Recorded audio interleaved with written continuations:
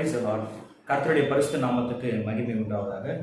கர்த்தருக்கு பிரியமானவர்களே, மறுபடியும் இந்த ஆசீர்வதிக்கப்பட்ட நாளிலே உங்கள் யாவரையும் சந்திப்பதற்கு நான் கர்த்தருக்குள்ளாக மகிழ்ச்சி அடைகிறேன். இன்றும் கூட நாம் ஒரு விசேஷமான தலைப்பை குறித்து நாம் தியானிக்க இருக்கிறோம். அதற்கு முன்பாக நாம் யாவரும் கண்களை ஓடி தேவ சமூகத்துக்கு நேராக நம்மை தாழ்த்தி ஆண்டவரிடமாய் ஜெபிப்போம். ஜெபம் செய்வோம்.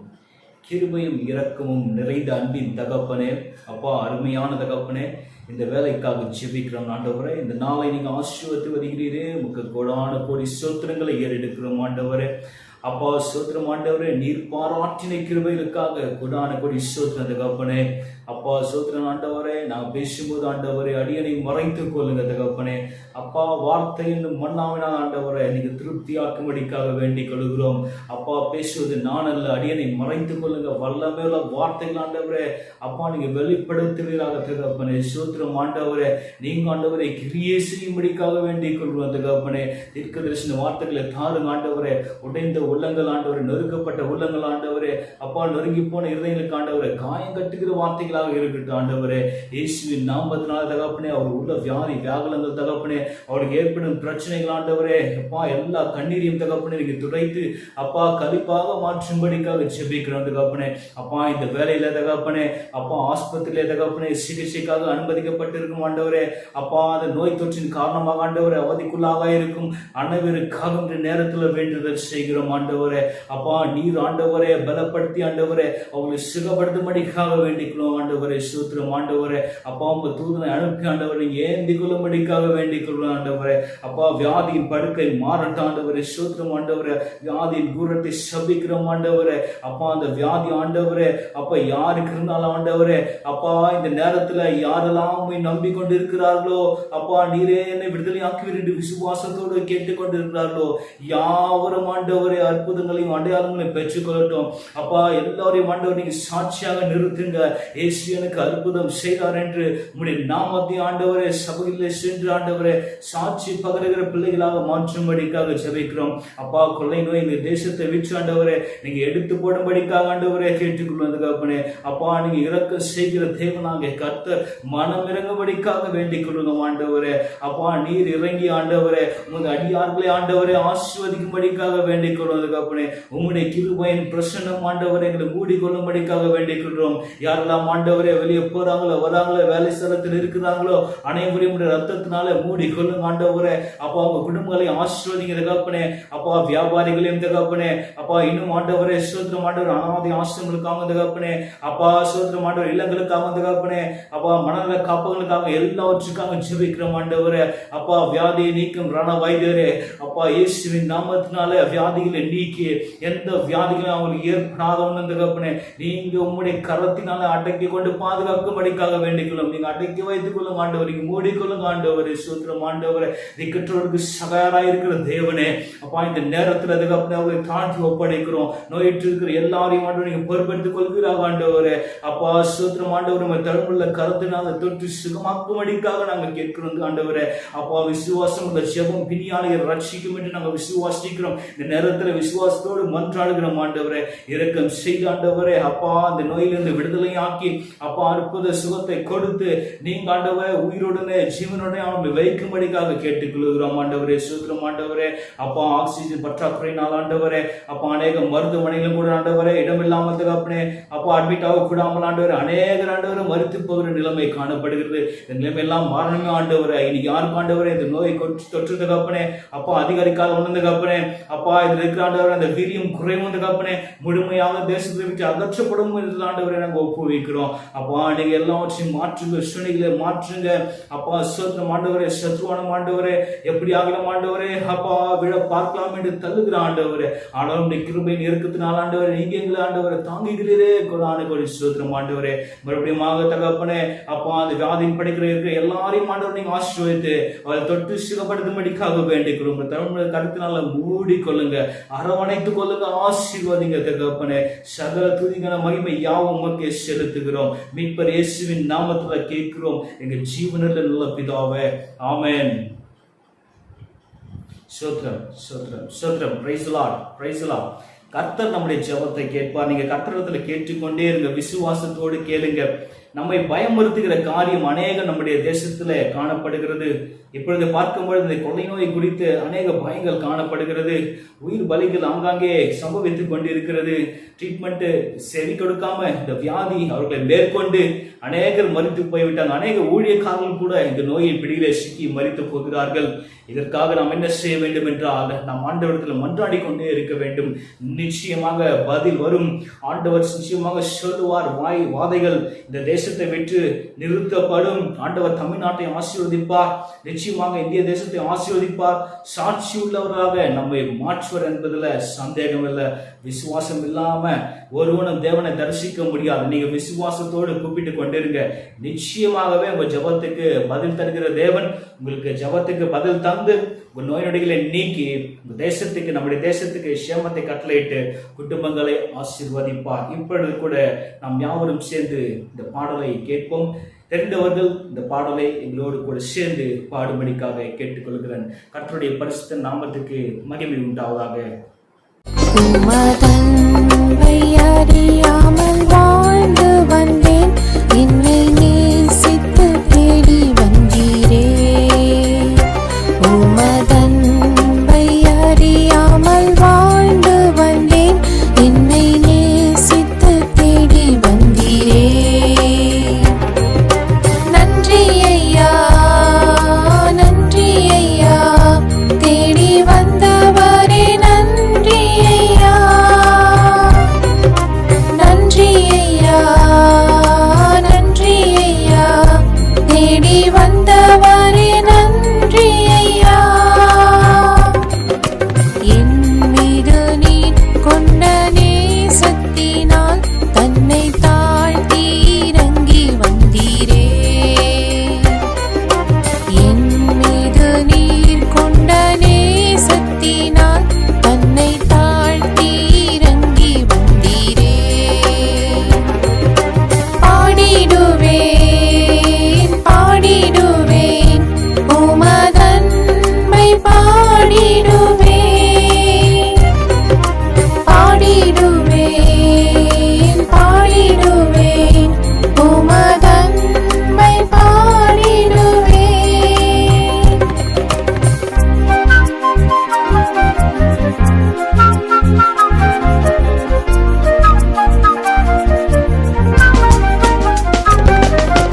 நரகத்தை நோக்கி சென்ற என்னை உம் அன்பினால் மீட்டுக் கொண்டீரே. நரகத்தை நோக்கி சென்ற என்னை உம் அன்பினால் மீட்டுக் கொண்டீரே. போற்றிடுவேன், போற்றிடுவேன், எந்த நேசரை போற்றிடுவேன். போற்றிடுவேன், போற்றிடுவேன், எந்த நேசரை போற்றிடுவேன். Praise the Lord. கர்த்தருடைய பரிசுத்த நாமத்துக்கு மகிமை உண்டாவதாக. நாம் ஆண்டவருக்கு துதிகளை செலுத்திக் கொண்டே இருக்க வேண்டும். அவரை ஸ்தோத்திரித்து பாடிக்கொண்டிருக்க வேண்டும். அவர் செய்த நன்மைகளை நாம் நினைத்து நினைத்து அவரை துதிக்க வேண்டும். கர்த்தர் நல்லவர். நிச்சயமாக நமக்கு நன்மைகளை செய்ய அவர் போதுமானவராய் இருக்கின்றார். நாம் தேவ செய்திக்குள்ளாக கடந்து செல்வோம். எடுத்து வாசிக்கலாம். ஆதியாகம புஸ்தகம் 22ஆம் அதிகாரம் 14ஆம் வசனம். ஆதியாகம புஸ்தகம் 22ஆம் அதிகாரம் 14ஆம் வசனம். ஆபிரகாம் அந்த இடத்திற்கு யெகோவா ஈரே என்று பெயரிட்டான். அதனாலே கர்த்தருடைய பர்வதத்திலே பார்த்து கொள்ளப்படும் என்று இந்நாள் வரைக்கும் சொல்லப்பட்டு வருகிறது. இந்த நாளினுடைய இந்த வார்த்தையின் தலைப்பு யெகோவா ஈரே, எல்லாம் பார்த்து கொள்வார்.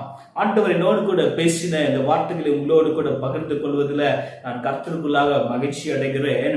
யெகோவா ஈரே நம்மோடு கூட இருக்கிறார். அவர் சகலத்தையும் பார்த்து கொள்வார். நம்முடைய தேவைகள் யாவையும் அவர் சந்திக்க போதுமானவராய் இருக்கின்றார். எந்த சூழ்நிலையிலே இந்த ஒரு வார்த்தையை, இந்த ஒரு நாமத்தை ஆபிரகாம் சொல்லுகிறான் என்று நாம் பார்க்கும் பொழுது, தன்னுடைய சொந்த குமாரன் என்று பாராமல் ஆண்டவர் ஈசாக்கை தகன பலியாக பலியாக செலுத்த வேண்டும் என்று கட்டளையிட்ட உடனேயே இந்த ஆபிரகாம் கீழ்ப்படிதான் என்று நாம் பார்க்கிறோம். சிறிதும் கூட யோசிக்காம, எந்த ஒரு வார்த்தையும் பேசாம ஆண்டவரை சொல்லுக்கு கீழ்ப்படிந்து அவன் போகிறான். அந்த மோரியா மலைக்கு தன்னுடைய சொந்த குமாரனாகிய ஈசாக்கோடு செல்லுகிறான். ஈசாக்கு பலவிதமான அந்த இடத்துல டவுட்ஸ் ஏற்படுகிறது. அவனுக்கு மிக குழப்பங்கள் காணப்படுகிறது. அப்பா, நான் உங்களோடு கூட வருகிறேன், ஆனால் பலி செலுத்தக்கூடிய ஆடு அங்க இல்லையே என்று இந்த ஈசாக்கு கேட்கிறான். அதற்கு ஆபிரகாம் சொல்லுகிறாரை கர்த்தர் பார்த்து கொள்வார், நம்முடைய தேவைகளை அவர் சந்திக்க போதுமானவராக இருக்கின்றார் என்று ஆபிரகாம் விசுவாசத்துடனே சொன்னான். கர்த்தருடைய வார்த்தைக்கு கீழ்ப்படைந்து பலி செலுத்தவே போயிட்டாருங்க ஆபிரகாம். அந்த இடத்துல தகன பலியிடும் பொழுதுதான் தேவ தூதன் அவனை தடுத்து நிறுத்தினான். ஆபிரகாமை தடுத்து நிறுத்தினான். உன் விசுவாசம் பெரியது, உன் சொந்த குமாரன் என்றும் ஏக சுதன் என்றும் பாராமல் ஆண்டோடைய சொல்லுக்கு கீழ்ப்படிந்து நீ செவி கொடுத்தாயே, உன் சொந்த குமாரனையே பலியாக செலுத்த நீ முன் வந்தாயே, உன்னை நான் ஆசீர்வதித்து உன் பேரை பெருமைப்படுத்துவேன், நீ வானத்தின் நட்சத்திரங்கள் போல பெருகுவாய் என்று அநேக வாக்குத்தத்த வசனங்களை அந்த இடத்துல ஆபிரகாம் பெற்றுக்கொண்டான் என்று நாம் பார்க்கிறோம். அதன் நிமித்தமாகத்தான் இந்த ஆபிரகாம் அந்த இடத்திற்கு யெகோவா ஈரே எல்லாம் பார்த்து கொள்வார் என்று அவன் பெயரிடுகிறான். யெகோவா ஈரே நம்மோடு கூட இருக்கிறார். இந்த கஷ்டமான சூழ்நிலைகளில, இந்த போராட்டமான சூழ்நிலைகளில ஆண்டவர் நம்மோடு கூட இருக்கிறார். யார் நம்மை கைவிட்டு இருந்தாலும் ஆண்டவர் நம்மோடு கூட இருக்கிறார் என்பதை நீங்க விசுவாசிக்க வேண்டும். ஒருவேளை மனிதர்கள் கைவிட்டு இருக்கலாம், டாக்டர்கள் கைவிட்டு இருக்கலாம், உங்களுக்கு உதவி செய்ய யாரும் உங்களோடு கூட இல்லாத ஒரு சூழ்நிலையில தனியான ஒரு அறையில நீங்க அடைக்கப்பட்டு இருக்கலாம். ஆண்டவர் சொல்லுகிறார், நான் உடனே கூட இருக்கிறேன், என்னுடைய கோலும் என்னுடைய தடியும் உன்னை தேற்றும். யெகோவா ஈரே நான் இருக்க நீ பயப்பட வேண்டாம், நீ கலங்க வேண்டாம், நான் உன்னை ஆற்றுவேன், நான் உன்னை தேற்றுவேன், உன் மரண படுக்கையை மாற்றுவேன் என்று ஆண்டவர் சொல்லுகிறார். விசுவாசிக்கிறாய் தேவ பிள்ளையே? நீ விசுவாசித்தால் இந்த இடம் நீ இருக்கிற இடம் யெகோவா ஈரேவாக மாற்றப்படும். ஆண்டவர் உன் தேவையை சந்திப்பார், உன் சூழ்நிலையை மாற்றுவார், அவர் சகலத்தையும் மாற்றுவார், அவர் சகலத்தையும் பார்த்துக் கொள்வார், சகலத்தையும் புதிதாக்குவார். நீங்க விசுவாசித்தா போதும். இந்த சூழ்நிலையில மனுஷனுடைய இந்த உதவிகளை நம்பி நாம காத்து கொண்டிருக்கிறோம். ஆனால் உதவி செய்ய நமக்கு யாரும் இல்லை. டாக்டர்களால கூட இப்போது நீங்க ஆண்டவரிடத்துல சொல்லுங்க, ஆண்டவரே நான் குறைவுள்ள மனுஷன் தான் ஆண்டவரே, என் குறைவுகளை எல்லாம் நீங்க நிறைவாக மாற்ற முடியும் ஆண்டவரே, என்னுடைய சூழ்நிலைகளை எல்லாம் நீங்க மாற்ற முடியும், என் மரண படுக்கையை என்னுடைய வேதனையை நீங்க அறிந்து கொண்டிருக்கிறீங்க, நீங்க பார்த்து கொண்டிருக்கீங்க ஆண்டவரே. எனக்காக நீங்க சிலுவையில மரித்தீரே, உங்களுடைய ரத்தத்தை சிந்தினீரே, என்னை மீட்டெடுக்க வேண்டிய பாடுபட்டீர் ஆண்டவரே. அப்பா, நான் உன்னை விசுவாசிக்கிறேன், என்னோடு கூட நீங்க தங்கிருங்கன்ட்டு ஒரு விஷயம், ஒரு நிமிஷம் நீங்க ஆண்டவரிடத்துல விசுவாசத்தோடு ஜெபிச்சு பாருங்க. அன்றாடம் அந்த ஜெபத்தை ஏறெடுங்க. துணை செய்ய அவர் நிச்சயமாக இறங்கி வருவார். அவர் இரக்கத்தின் தேவன். உங்களுக்கு இறங்காமல் இருப்பாரோ? நிச்சயமாக இரக்கம் செய்வார் என்பதை நீங்க விசுவாசிக்க வேண்டும். யெகோவா ஈரே அவர் எல்லாத்தையும் பார்த்து கொள்வார். யெகோவா ஈரே உங்கள் தேவைகள் யாவையும் அவர் சந்திப்பார். உங்களுக்கு எந்த தேவை இருந்தாலும் சரி, இந்த இக்கட்டான காலத்துல நீங்கள் ஆண்டவரை தான் தேட வேண்டுமே தவிர நீங்க எந்த ஒரு மனுஷனையோ எந்த ஒரு காரியத்தையோ நீங்க விசுவாசிக்க வேண்டாம். உங்களுக்கு உதவி செய்ய போதுமானவராக அவர் இருக்கிறார். வியாதியை நீக்கும் ரண வைத்தியர் நம்மோடு கூட இருக்கிறார். யெகோவா ஈரே அவர் எல்லாவற்றையும் பார்த்து கொள்ளுவார். நம்முடைய தேவைகள் யாவையும் சந்திப்பார். நிச்சயமாக விசுவாசித்து பாருங்க, நிச்சயமாக தேவனுடைய மகிமை நீங்க காண போறீங்க. பிலிப்பியர் 4:19 இந்த காரியத்தை தான் சொல்லப்பட்டு இருக்கிறது. என் தேவன் தம்முடைய ஐஸ்வரியத்தின்படி உங்கள் குறைவுகள் எல்லாம் கிறிஸ்து இயேசுவுக்கு மகிமையிலே நிறைவாக்குவார். நம்முடைய குறைவுகளை எல்லாம் ஆண்டவர் நிறைவாக மாற்ற முடியும். நம்முடைய குற்றங்களை எல்லாம் மன்னிக்க முடியும். நீங்க மனம் திரும்பினால், ஆண்டவரத்தில் நீங்க மன்னிப்பு கேட்டா, ஆண்டவரத்தில் நீங்க உங்க பாவத்தை அறிக்கை செய்து விட்டுவிட்டா, ஆண்டவர் இரக்கம் செய்ய வல்லமையுள்ள தேவனாய் இருக்கின்றார். உங்க பாவத்தை அவர் உறைந்த மழையிலும் வெண்மையாக மாற்றுவார். நீங்க பாவ அறிக்கை செய்து பாருங்க, உங்களை அவர் பாவத்தை மன்னித்து அவர் நிறைவான ஆசீர்வாதத்தை கொடுத்து உங்களை பெருக பண்ணுவார். உங்களுக்கு ஆயுசு நாட்களை கொடுக்க அவர் போதுமானவராய் இருக்கின்றார். அவர் உங்களுடைய நம்முடைய குறைவுகளை எல்லாவற்றையும் நிறைவாக மாற்றுவாரா. நம்மளாம் குறைவுள்ள மனுஷன் தான், பாடுள்ள மனுஷன், பாடுள்ள ஜீவியத்தை தான் நாம் ஜீவித்துக் கொண்டு இருக்கிறோம். கலங்கி கலங்கி நாம் அழுது கொண்டு இருக்கிறோம். ஆண்டவரிடத்துல இரக்கத்திற்காக நாங்கள் கேட்டுக் கொண்டு இருக்கிறோம். இப்ப நீங்க விசுவாசத்தோடு கேட்கணும், ஆண்டவரே நான் குறைவுள்ள மனுஷன், அநேக குறைகள் எனக்கு காணப்படுகிறது. யெகோவா ஈரே, என்னுடைய தேவைகள்லாம் நீங்க தான் சந்திக்க வேண்டும். யெகோவா ஈரே, நீங்க எல்லாத்தையும் பார்த்துங்கப்பா, நான் ஒப்படைச்சிட்டேன், நான் உங்ககிட்ட ஒப்பு கொடுத்துட்டேன். இனி நான் அல்ல, என்னை நீங்க கிரியை செய்யும், எங்களுக்குள்ள நீங்க கிரியை செய்யணும், எங்களை நீங்க தான் வழி நடத்தணும், நீங்க தான் போதுமானவரா இருக்கணும் என்று நீங்க ஆண்டவரத்துல விசுவாசித்து கேட்டு பாருங்க. ஆபிரகாம் விசுவாசித்தான் இல்ல பாருங்க. ஆபிரகாமுக்கு எந்த ஒரே ஒரு பையன் தான், வேற ஒரு குமாரன் இல்லை அந்த நேரத்துல. அப்படி இருந்த சூழ்நிலையிலும் அவர் ஆண்டவருடைய சொல்லுக்கு கீழ்ப்படிந்து அவராகவே முன் வந்து எந்த ஒரு குறையும் சொல்லாம ஆண்டவரை மாத்திரமே விசுவாசித்து ஆண்டவர் பார்த்துக் கொள்வார் என்ற விசுவாசத்தோடு அவர் சென்றதுனால தான் தேவதூதனை அனுப்பினார். அந்த இடத்துல ஆபிரகாமை ஆசீர்வதிக்க வேண்டும், அவரை ஜாதிகளுக்கு தகப்பனாக மாற்ற வேண்டும், விசுவாசிகளின் தகப்பனாக மாற்ற வேண்டும் என்று ஆண்டவர் சித்தம் கொண்டுள்ளார். நீங்க கூட இப்ப காணப்படும் இந்த உபத்திரவத்தை, இந்த போராட்டத்தை சகித்து கொண்டு ஆண்டவரே என் குடும்பத்தை நீங்க காப்பாற்றுங்க, என் பிள்ளைகளை நீங்க காப்பாற்றுங்க, எங்க விசுவாச பிள்ளைகளை நீங்க காப்பாற்றுங்க, எங்க ஊழியர்களை காப்பாற்றுங்க, தேசத்தை காப்பாற்றுங்க என்று கதறி பாருங்க. நிச்சயமாகவே ஆண்டவருடைய ஆசீர்வாதத்தை நீங்க பரிபூர்ணமாக பெற்றுக்கொள்ள முடியும். ஆபிரகாமுக்கு இறங்கின தேவன் உங்களுக்கு இறங்காமல் இருப்பாரோ? ஆபிரகாம் விசுவாசத்தை பாருங்க, எப்படிப்பட்ட விசுவாச பிள்ளையாக இந்த ஆபிரகாம் இருந்ததுனால தான், அவ்வளவு பெரிய விசுவாசியாக இந்த ஆபிரகாம் இருந்ததுனால தான் ஆபிரகாமுக்கு இப்படிப்பட்ட ஆசீர்வாதங்கள் வழங்கப்பட்டது. ஆபிரகாம் நன்றி செலுத்தினா, ஆண்டவருடைய நாமத்தை சொன்னா, யெகோவா ஈரே என் தேவை சந்திப்பார், எல்லாத்தையும் பார்த்துக் கொள்வார், he is my provider, என் தேவை சந்திக்க அவரால் முடியும் என்று இந்த ஆபிரகாம் சொன்னார். அதே போல நீங்க சொல்லுங்க, அப்பா நான் ஒன்றுமே இல்லை, என் தேவை நீங்க தான் சந்திக்க வேணும், என் தேவையெல்லாம் நீங்க பார்த்துங்கப்பா, என்னை நீங்க பொறுப்படுத்துங்க ஆண்டவரை, சரண்டர் பண்ணிடுங்க. ஆண்டவர்கள் சரண்டர் பண்ணிட்டு நீங்க ஒப்பு கொடுத்து பாருங்க, நிச்சயமாக மாற்றம் வரும். உங்க தேவைகளை ஆண்டவர் சந்திப்பார், உங்க குறைவில் எல்லாம் அவர் நிறைவாக மாற்றுவார். கர்த்தருடைய பரிசுத்த நாமத்துக்கு மகிமை உண்டாவதாக. குறை எப்படி வருகிறது? முதலாவதாக இந்த குறை எப்படியாக வருகிறது என்று நாம் ஆராய்ந்து அறிய வேண்டும். தேவனுக்கு பிரியமில்லாத காரியங்களை நாம் செய்யும் பொழுதுதான், தேவனுக்கு சித்தமில்லாத காரியங்களை செய்யும் பொழுதுதான் இந்த குறை நமக்குள்ள வருகிறது. தேவன் சொல்லுவார்கள், நம்ம கூட பேசுவார், இந்த சில காரியங்களை செய்யும் பொழுது நமக்கு நிச்சயமாக சில வெளிப்பாடுகள் வரும். இந்த காரியத்தை நீ செய்யாதவங்க என்று நமக்கு உள்ள பேசிக்கொண்டே இருப்பாரு. நாம் அதையும் மீறி செய்யும் பொழுதுதான் ஆண்டவருக்கு சித்தத்துக்கு நாம வேறு மாதிரி நடக்கிறோம். இந்த மாதிரி நடக்கும் பொழுதுதான் ஆண்டவருக்கு பிரியமில்லாத காரியங்கள் நாம செய்ய முற்படும் பொழுதுதான் தேவனுடைய ஆசீர்வாதங்கள் நாம இழந்து விடுகிறோம். இப்படித்தான் நாம குறைவல்ல மனுஷனாக மாறி விடுகிறோம். ஆண்டவர் நம்ம எல்லாம் ஆசீர்வதிக்க வேண்டும் என்று நினைக்கிறாரு, ஆனால் நாமோ அவருடைய சாபத்தை பெற்றுக் கொள்ளுகிறோம். அவருக்கு பிரியமில்லாத வழிகளை நாம தேடி போகத்தான் நாம இந்த சாபங்களை பெற்றுக் கொள்ளுகிறோம். யூதாஸ் காரியத்து ஆண்டவர் கூட வேண்டாம், இயேசு கிறிஸ்து கூட இருந்தான், ஆனாலும் பாருங்க அவரை காட்டி கொடுத்து ஒரு கள்ளனாக மாறிட்டான். அந்த காசுக்கு ஆசைப்பட்டு ஆண்டவருடைய அன்பை இழந்து போனான். அவனுக்கு தேவனுக்கு சித்தமில்லாத காரியத்தை அவன் செய்தான். இதனால அவன் மரித்தே போயிட்டான், தன்னுடைய ஜீவனை நஷ்டப்படுத்தி கொண்டான். பரலோகத்தில் அவன் இல்லைங்க. இந்த ஒரு சூழ்நிலை நமக்கு வரக்கூடாது. ஆகவே யூதாசு காரியத்தை போல நாம் இருக்கக்கூடாது. பவுலாக மாற வேண்டும். சவுலா இருந்தவன் பவுலாக மாறினான். வல்லமையில ஊழியக்காரனாக ஆண்டவர் மாற்றினார் பாருங்க.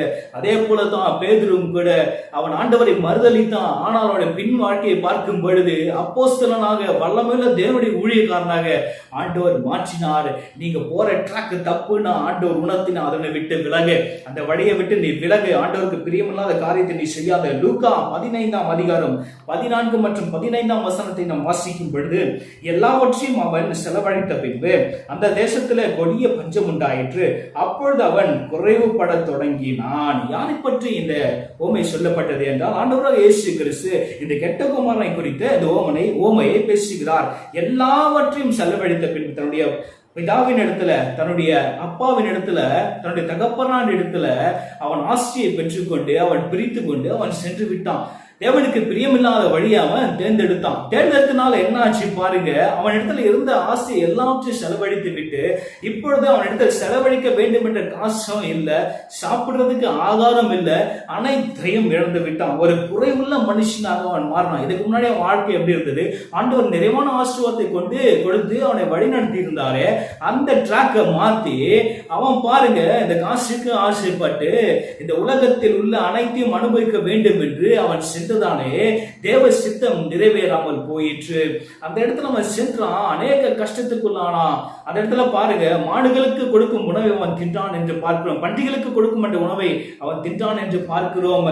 அந்த இடத்துல உள்ள ஒரு அதிகாரி இடத்துல, அந்த இடத்துல உள்ள ஒரு இடத்துல அவர் வேலைக்கு சேர்ந்தான் என்று நாம் பார்க்கிறோம். எப்படிப்பட்ட ஒரு ஸ்தானத்தை ஆண்டவர் அவனுக்கு கொடுத்திருந்தாரு. அங்க அப்பாவுடைய ஆசை எவ்வளவா இருந்தது, அந்த மேன்மை அவன் எழுந்து போனானே, ஒரு குறைவுள்ள மனுஷனாக அவன் மாற்றப்பட்டான். நாமும் கூட ஆண்டவர் கொடுக்கிற ஆசீர்வாதத்தை எழுந்து போய் விடுகிறோம். நமக்கு கிடைக்க சின்ன சின்ன ஒரு சந்தோஷத்துக்காக தான் ஆண்டவர் கொடுக்கிற இந்த மேன்மையான ஸ்தானத்தை நாம் இழந்து விடுகிறோம். இப்பொழுது கிடைக்கிற ஆதாயத்தை தான் நாம் பார்க்கிறோமே தவிர பிற்காலத்துல நமக்கு பரலோகத்துல கிடைக்கிற சந்தோஷத்தை குறித்து நாம் பார்க்கிறது கிடையாது. தேவ பிள்ளைகளை நீங்க எச்சரிக்கையோடு இருக்க வேண்டும். நமக்குள்ள குறைவுகள் உண்டானால் அதை நிறைவாக்கி நடத்த ஆண்டவரால முடியும். உங்களுக்குள்ள குறை வராதவாறு நீங்க பார்த்துக் கொள்ளுங்க. ஆண்டவர் நிச்சயமாக உங்களை ஆசீர்வதிக்க வல்லமை உள்ளவராய் இருக்கின்றார். அவனுக்கு பஞ்சம் உண்டாயிற்று, கொடிய பஞ்சம் உண்டாயிற்று என்று பார்க்கிறோம். சுத்தமா காசு இல்லைங்க, அவன்கிட்ட எல்லாத்தையும் இழந்து போயிட்டான். அவன் குறைவுபட தொடங்கினான். அந்த தேசத்து குடியில ஒருவனிடத்துல போய் அவன் ஒட்டி கொண்டான். அந்த குடியானவன் அவனை தன் வயல்களில பன்றிகளை மேய்க்கும்படி அனுப்பினான். பாருங்க, எப்படிப்பட்ட ஒரு ஸ்தானத்துல இருந்தவன், ஒரு அதிகாரியான ஸ்தானம், ஒரு அழகான வஸ்துகளை உடுத்தி மேன்மையான வஸ்துகளை உடுத்தி இருந்தவன் அப்படிப்பட்ட ஒரு ஸ்தானத்துல வைத்திருந்தார் ஆண்டவர். ஆனால் இவனுக்கு ஆண்டவருடைய சித்தத்தை மீறி நடக்க வேண்டும், ஆண்டவருடைய தீர்மானத்தை மீறி நடக்க வேண்டும், ஆண்டவருடைய வழிகளை விட்டு வேறு வழியில் செல்ல வேண்டும் என்று தீர்மானித்த பொழுது ஆண்டவர் கொடுத்த ஆசீர்வாதங்களையும் மேன்மையும் அவன் இழந்து போனான். ஆண்டவரால் அங்க கிரியை செய்ய முடியவில்லை.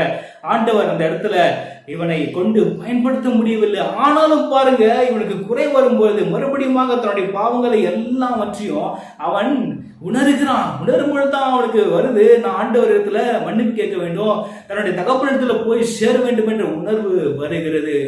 நமக்கு குறை உண்டானால் ஆண்டவரிடத்துல நீங்க அறிக்கை செய்ய வேண்டுங்க.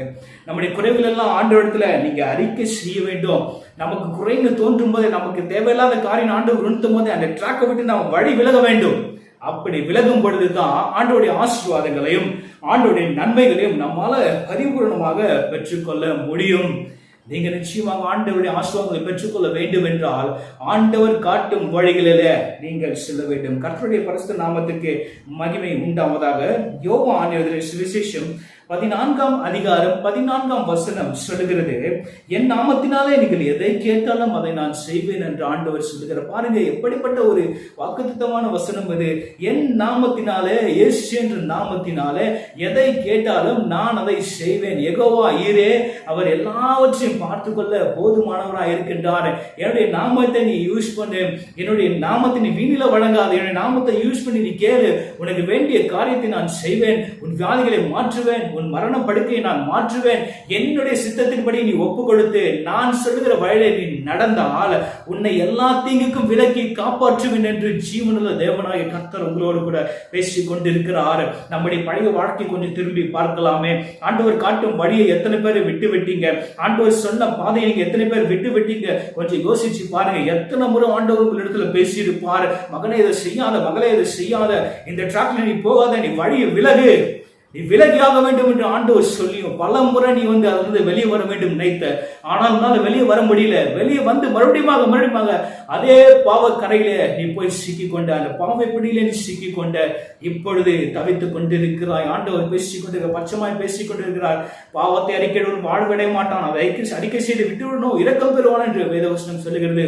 பாவத்தை எல்லாம் அறிக்கை செய்து விடுங்க, இனி அந்த பாவம் செய்யாதீங்க. ஆண்டவராக இயேசு கிறிஸ்து சுகப்படுத்தணும்னு சொல்றாரு. சிறியே, உன் பாவங்கள் மன்னிக்கப்பட்டது, இனி நீ பாவம் செய்யாத என்று சொல்றாரு. நீ பாவம் செய்யக்கூடாதுங்க. நீங்க பாவம் செய்யலனா தான் பரிசுத்தமா வாழ முடியும். நீங்க பாவம் செய்யலனா தான் தேவசித்தம் நிறைவேறும். அந்த இடத்துல நீங்க யெகோவா ஈரே, என் வாழ்க்கையை பார்த்துக் கொள்ளுங்க என்று ஆண்டவரத்துல ஒப்புவித்து உங்க பாவத்தை அறிக்கை செய்யும்போது ஆண்டவர் நிச்சயமாக அங்க கிரிகளை செய்வான். நன்மையான காரியங்கள் வாழ்க்கையில நிச்சயமாக நடக்கும். என் நாமத்தினால எதை கேட்டாலும் அதை நான் செய்வேன், நான் கொடுப்பேன் என்று ஆண்டவர் சொல்றாரு. உங்களுக்கு ஜீவனை கொடுக்க மாட்டாரா? உங்களுடைய வியாதிகளை நீக்க மாட்டாரா? விசுவாசத்தோடு கேளுங்க. நீங்க செய்த பாவங்களை எல்லாவற்றையும் கொஞ்சம் அப்படியே ரிவைண்ட் பண்ணி பாருங்க, என்ன ஆச்சுட்டு பாருங்க. என்னென்ன பாவம் இருக்குது, என்னென்ன பாவ கரைகள் இருக்குது, யாரிடமும் நீங்க சொல்ல வேண்டிய அவசியம் இல்லை. எந்த ஒரு மனுஷனும் நீங்க அறிக்கை செய்ய வேண்டிய அவசியம் கிடையாது. ஜீவனுள்ள தேவனாய் கர்த்தர் ஒருவர் மாத்திரமே. நீங்க குவாரண்டைன்ல இருக்கீங்களா? நீங்க தனிமையில இருக்கீங்களா? இப்பொழுது உங்க பாவத்தை கண்ணோக்கி பாருங்க, பாவத்தை அறிக்கை செய்யுங்க. இனி அந்த பாவத்தை விட்டு விட்டு புது சிருஷ்டியாக மாறுங்க. இப்போ ஒரு ரெசல்யூஷன் எடுங்க. இப்போ ஆண்டவரத்துல ஒரு பிரதிஷ்டை எடுங்க. நான் இப்படிதான் இருக்க போறோம் ஆண்டவர், என்ன வளமையா நீங்க பயன்படுத்துங்க ஒப்புவித்து பாருங்க. எல்லா மரண படுக்கையும் ஆண்டவர் மாற்றுவார். யெகோவா ஈரே உங்க தேவையை சந்திப்பார். அவர் எல்லாவற்றையும் பார்த்துக் கொள்வார். கலங்காதே மகனே, கலங்காதே. உன் பாவத்தை அறிக்கை செய்தது, உன் பழைய வாழ்க்கை வேண்டாம். ஆண்டவர் புது சிருஷ்டியாக மாற்ற சித்தமுள்ளவராக இருக்கின்றார். கர்த்தருடைய பரிசுத்த நாமத்துக்கு மகிமை உண்டாவதாக. எடுத்து வாசிக்கலாம். எபேசியர் 3ஆம் அதிகாரம் 20ஆம் வசனம். எபேசியர் 3ஆம் அதிகாரம் 20ஆம் வசனத்துல நாம் வாசிக்கும் பொழுது, நாம் வேண்டிக் கொள்வதற்கும் நினைக்கிறதற்கும் மிகவும் அதிகமாய் நமக்குள்ளே அவர் கிரியைகளை செய்து வருகிறார். வல்லமையின்படியே நமக்கு செய்ய அவர் வல்லமையில தேவனாய் இருக்கிறார். நாம வேண்டிக் கொடுக்கிற காரியம் என்னதென்று ஆண்டவருக்கு தெரியும். நீங்க வேண்டிக் கொள்ளும் முன்னதாகவே ஆண்டவர் உங்க தேவையை அறிந்து வைத்திருக்கிறார். யெகோவா ஈரே என் தேவையை பார்த்துக் கொள்ளும் ஆண்டவரே, நீங்க தான் எனக்கு ப்ரொவைடர், என் தேவையை சந்திக்க வேண்டும் என்று நீங்க விசுவாசத்தோடு கேட்க வேண்டும்.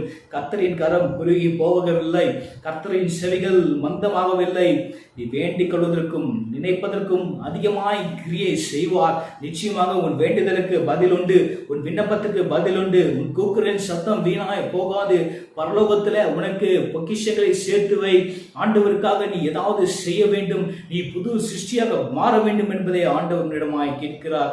சகோதரனே, சகோதரியே, இந்த நேரத்தில் ஆண்டவனை ஆசீர்வதிக்க விரும்புகிறார். உன் மரண படுக்கையை ஆண்டவர் மாற்ற விரும்புகிறார். யெகோவா ஈரே என்னை பார்த்து கொள்ளுங்க ஆண்டவரை, என் தேவையை சந்திக்க வேண்டும் என்று நீங்க ஆண்டவரிடத்துல விசுவாசத்தோடு கேட்க வேண்டும். நீங்க வேண்டிக் கொள்வதற்கும் நினைப்பதற்கும் அவர் அதிகமாக தான் செய்வார், குறைச்சி செய்வேன்னு சொல்லல.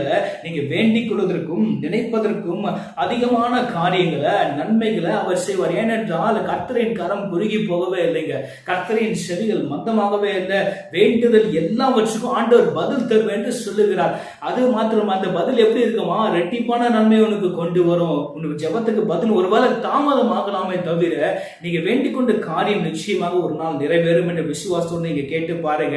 நீங்க எந்த அளவுக்கு விசுவாசிங்களோ அவ்வளவு கூடிய சீக்கிரம் உங்களுடைய நிலைமையிலே ஆண்டவர் மாற்றுவார், உங்க சூழ்நிலை ஆண்டவர் மாற்றுவார். யெகோவா ஈரே உங்க தேவைகளை சந்திப்பார், எல்லாவற்றையும் பார்த்துக் கொள்வார் என்று நீங்க ஆண்டவரிடத்துல சரண்டர் பண்ணி நீங்க கேட்கும் பொழுது கர்த்தருக்கு மத்தியிலே வந்து பெரிய காரியம் செய்ய அவர் வல்லமை உள்ளவராய் இருக்கின்றார். எடுத்து வாசிக்கலாம். ஏசாயா 12ஆம் அதிகாரம் 2ஆம் வசனம். ஏசாயா 12ஆம் அதிகாரம் 2ஆம் வசனம். இதோ தேவன் என் ரட்சிப்பு, நான் பயப்படாமல் நம்பியிருப்பேன். கர்த்தராகிய யெகோவா என் பலனும் என் கீதமுமானவர், அவரே எனக்கு ரட்சிப்புமானவர். இந்த வார்த்தைகளை தான் நாம இந்த நேரத்தில் அறிக்கை செய்ய வேண்டும்.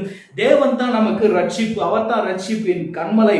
நான் எதற்கும் பயப்பட மாட்டேன். எந்த காரியத்துக்கும், தேசத்துல திகிலுண்டாக வருகிற காரியத்துக்கு நான் பயப்பட மாட்டேன். தேசத்துல சம்பவித்துக் கொண்டிருக்கிற காரியத்துக்கு நான் பயப்பட மாட்டேன். ஏனென்றால் என்னோடு கூட யெகோவா ஈரே இருக்கின்றார். அவர் எல்லாவற்றையும் பார்த்துக் கொள்வார். அவர் நிச்சயமாக என்னை பொறுப்படுத்திக் கொள்வார் என்று நீங்க நம்பிக்கையோடு கூட காத்திருக்க வேண்டும். நீங்க எதற்கும் பயப்படாமல் கலங்காமல் இருங்கள். ஆண்டவரை மாத்திரமே நம்பிக்கொண்டிருங்கள்.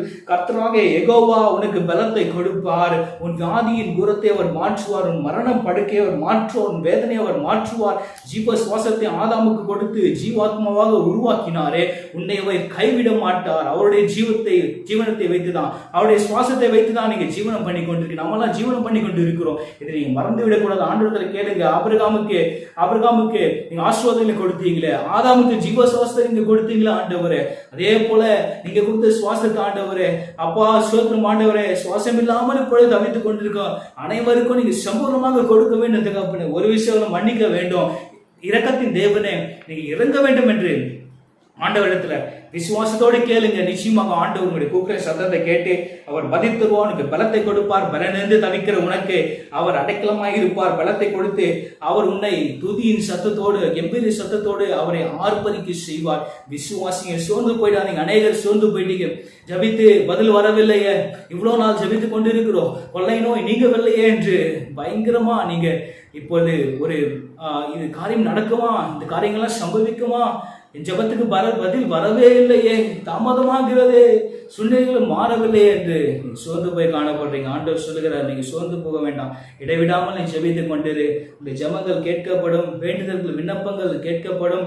கூடி சீக்கிரமே இந்த காரியங்கள் எல்லாவற்றையும் ஆண்டவர் மாற்றுவார், படிப்படியாக மாற்றும். ஆனால் தேவ வாக்கியங்கள் நிறைவேறி வருகிறது, தீர்க்க தரிசன வாக்கியங்கள் நிறைவேறி வருகிறது, கடைசி கால தீர்க்க தரிசன வார்த்தைகள் எல்லாம் நிறைவேறி வருகிறது என்று நாம் பார்க்கிறோம்.